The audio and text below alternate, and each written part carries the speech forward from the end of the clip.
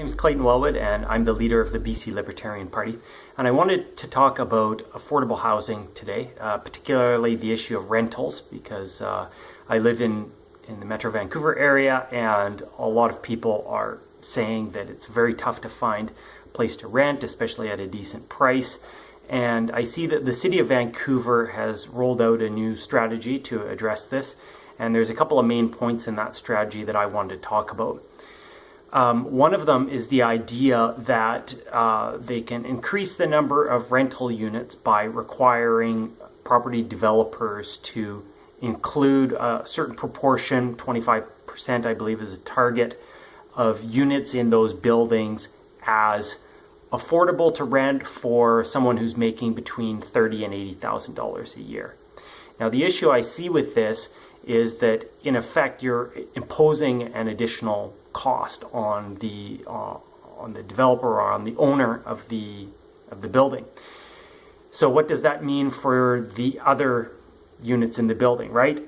It's just like adding a tax, right? Like if you tax the components that go into, say, making a car, we know that the sticker price of the car is going to be more expensive. And it's the same with housing. So my concern is that what's going to happen is, let's say this strategy works and you get some units that are cheaper for some people. How those lucky individuals are going to get the subsidized housing units, I don't know. But what I see is that it's going to drive up the cost of the other units, which just, continues the overall price increase that we've seen here over the last few years. So I'm not sure that that one will work. The other strategy that they're looking at, and they're trying to kill two birds with one stone here. One is to preserve heritage homes, and the other is to add a little bit of density and more rental units. And that's the idea of allowing people who have heritage homes in the City of Vancouver to build laneway houses, or making it easier for them to do so. Now the issue with this is that laneway houses aren't really that cheap to build on a per square foot basis. They can run up to $400 a square foot sort of thing. So they're not really that cheap, and particularly because they're new, right? They're small homes, but it's a home that you would get to yourself, and people are willing to pay a fair amount of money to rent a place like that.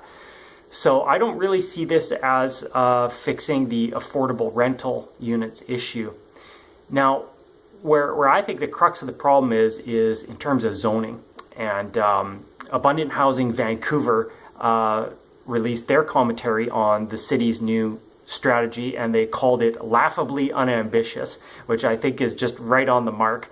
And their main point, and you can certainly see it if you look at a map of the City of Vancouver, is just that 80 or 85% of the city is zoned for single-family dwellings, and as long as that only changes bit by bit by bit, we're just not going to be able to create enough multifamily high-density housing stock in order to house all the people that want to live here and continue to move here.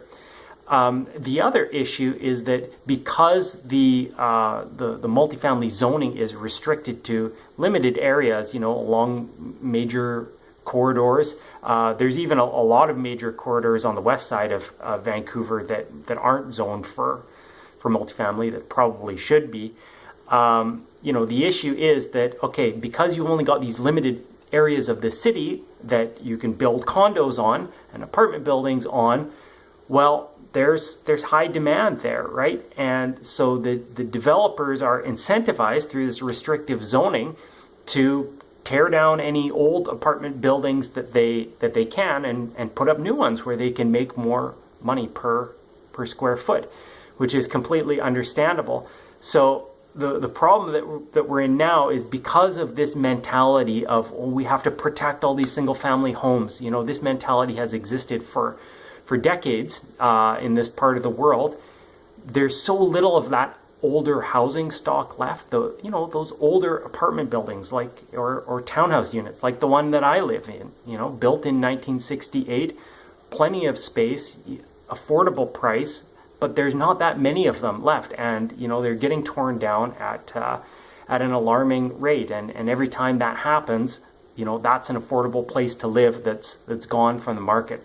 So I believe that a major part of the solution is really opening up the zoning to allow, at least along all the major, arterial roads in the city of Vancouver and in municipalities around, allow for the townhouses and the condos and the rental apartment buildings, and that if we can boost supply in this way, we can keep things relatively affordable in the housing market in Metro Vancouver.